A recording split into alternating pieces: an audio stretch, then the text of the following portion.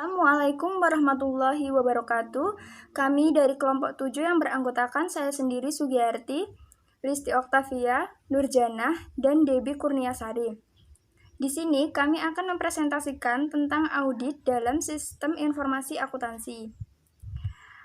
Audit dalam sistem informasi akuntansi yang dimaksud dengan audit atau pengauditan sendiri adalah suatu proses sistematik atas pemerolehan dan pengevaluasian bukti mengenai asersi-asersi tentang tindakan dan kejadian ekonomi dalam rangka menentukan seberapa baik kesesuaian dengan kriteria yang ditetapkan. Nah, hasil audit ini sendiri kemudian dikomunikasikan kepada pihak-pihak yang berkepentingan. Pengauditan internal. Pengauditan internal merupakan sebuah aktivitas independen, menjamin objektivitas serta konsultasi yang didesain untuk menambah nilai serta meningkatkan efektivitas serta efisiensi organisasi, termasuk membantu dalam desain dan implementasi dari sebuah SIA. Pengauditan internal ini membantu sebuah organisasi dalam mencapai tujuannya dengan mengadakan sebuah pendekatan yang sistematis dan disiplin untuk mengevaluasi serta meningkatkan efektivitas dari proses manajemen, pengendalian, dan tata kelola resiko. Kemudian audit internal sendiri di sini dibagi menjadi beberapa jenis. Yang pertama yaitu audit keuangan atau financial audit. Audit keuangan ini memeriksa keterandalan dan integritas dari transaksi keuangan, catatan keuangan, serta laporan keuangan. Yang kedua yaitu sistem informasi atau audit pengendalian internal. Audit sistem informasi atau pengendalian internal ini memeriksa pengendalian dari sebuah SIA untuk menilai kepatuhannya dengan kebijakan dan prosedur pengendalian internal serta efektivitas dalam pengamanan aset. Yang ketiga yaitu audit operasional atau operasional audit. Audit operasional ini berkaitan dengan penggunaan secara ekonomis dan efisien atas sumber daya dan pencapaian tujuan dari suatu organisasi. Yang selanjutnya yaitu audit kepatuhan. Audit kepatuhan sendiri merupakan audit yang berguna untuk menentukan apakah entitas tersebut mematuhi hukum, peraturan, dan kebijakan yang berlaku. Yang terakhir yaitu audit investigasi. Audit investigasi ini berusaha untuk menguji adanya fraud atau kecurangan, penggunaan aset yang tidak tepat, adanya pemborosan, serta adanya tata kelola perusahaan yang buruk. Kemudian yang selanjutnya yaitu tentang sifat pengauditan.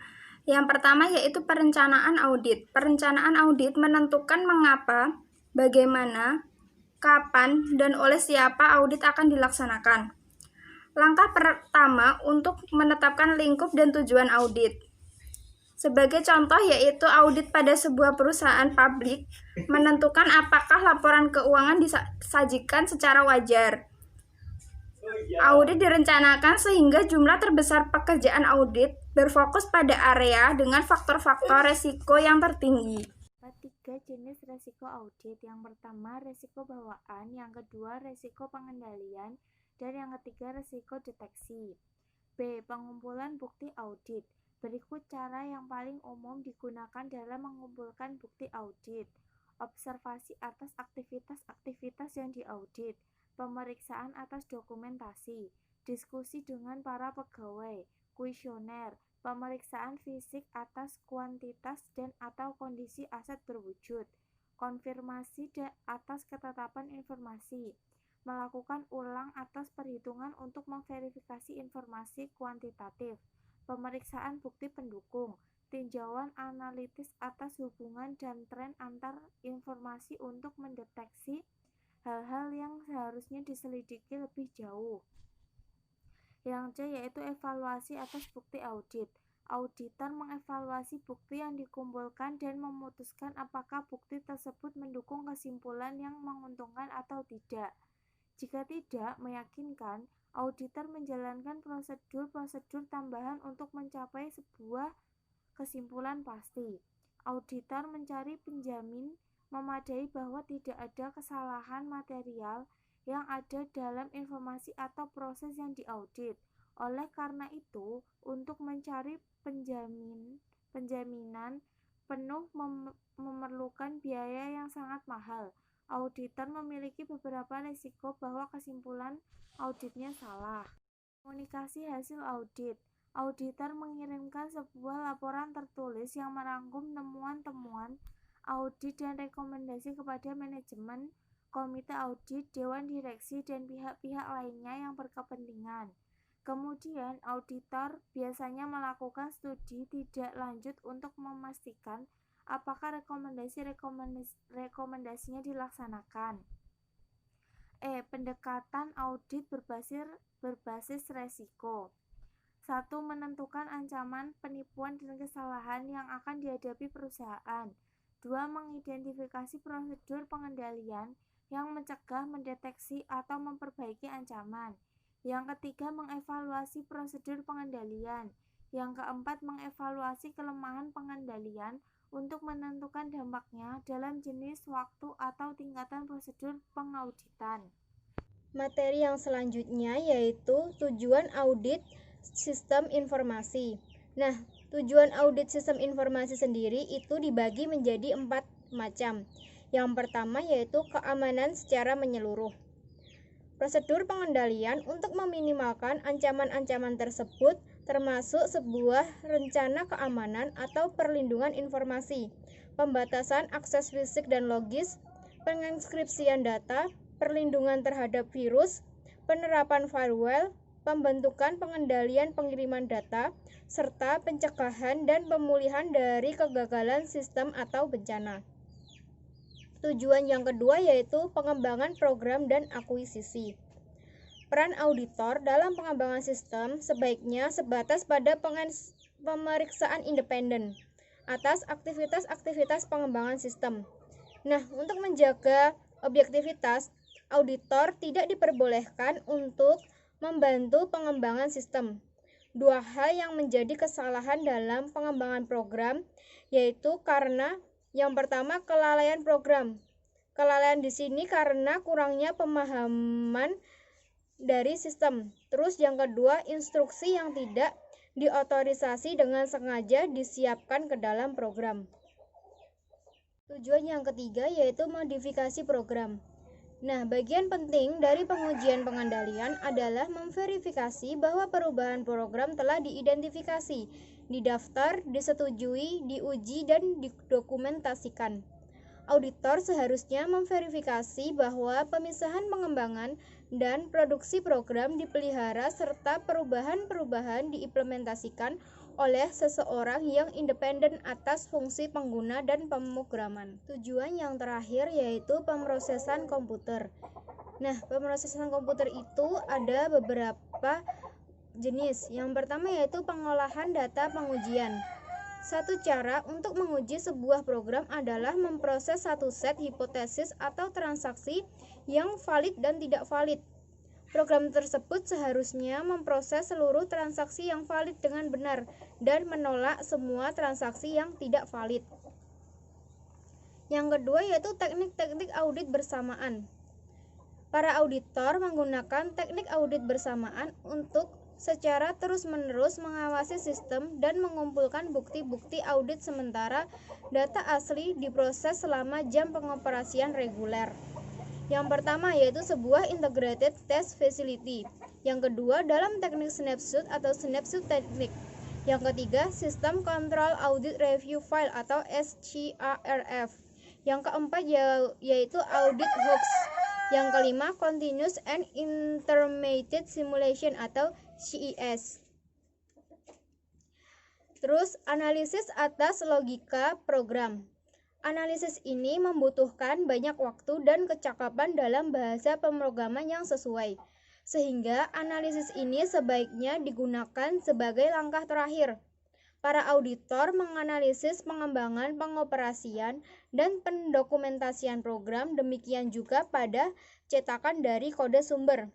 Auditor juga menggunakan paket-paket perangkat lunak sebagai berikut, antara lain yaitu program bagan alir otomatis, program tabel keputusan otomatis, rutinitas pemindaian, program pemetaan, dan penelusuran program. Data sumber sebuah matriks pengendalian input yaitu sebuah matriks yang menunjukkan prosedur-prosedur pengendalian yang diterapkan pada setiap file catatan input digunakan untuk mendokumentasikan pemeriksaan atas pengendalian data sumber yang digunakan untuk mendokumentasikan pemeriksaan atas pengendalian data sumber. Selanjutnya, file data. Tujuan ke-6 memperhatikan tentang ketepatan integritas dan keamanan atas data yang disimpan dalam file yang dapat dibaca oleh mesin. Jika pengendalian file sungguh-sungguh belum mencukupi, terutama terkait akses fisik atau logis atau prosedur backup dan pemulihan, auditor seharusnya merekomendasikan agar pengendalian tersebut diperbaiki. Selanjutnya, perangkat lunak audit. Computer Assisted Audit Techniques atau CATS mengacu pada perangkat lunak audit, sering disebut sebagai Generalist Audit Software atau GAS, yang menggunakan spesifikasi yang disediakan auditor untuk menghasilkan sebuah program untuk menjalankan fungsi audit, sehingga akan mengotomatisasikan atau menyederhanakan proses audit. Dua dari perangkat lunak yang paling populer adalah Audit Control Language atau ACI dan Interactive Data Extraction and Analysis atau IDEA. CAT sangat sesuai untuk memeriksa file data yang besar dalam mengidentifikasi catatan yang memerlukan pengawasan audit lebih jauh. CAT akan sangat bernilai bagi perusahaan-perusahaan yang memiliki proses rumit, operasi terdistribusi, volume transaksi tinggi, atau memiliki banyak jenis aplikasi dan sistem. Berikut beberapa penggunaan yang lebih penting atas CAT. Yang pertama, meminta file data untuk memuat catatan yang memenuhi kriteria tertentu. Yang kedua, membuat, memperbarui, membandingkan, mengunduh, dan menggabungkan file. Yang ketiga, merangkum, menyortir, dan menyaring file. Yang keempat, mengakses data dalam format yang berbeda dan mengubah data ke dalam format secara umum. Yang kelima, menguji catatan-catatan atas kualitas, kelengkapan, konsistensi, dan kebenaran. Yang keenam, membagi catatan berdasarkan tingkatan, memilih dan menganalisis sampel statistis. Yang ketujuh, pengujian atas risiko tertentu dan mengidentifikasi bagaimana pengendalian atas risiko tersebut.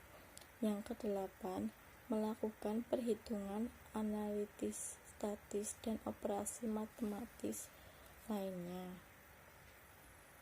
Auditor operasional SIA.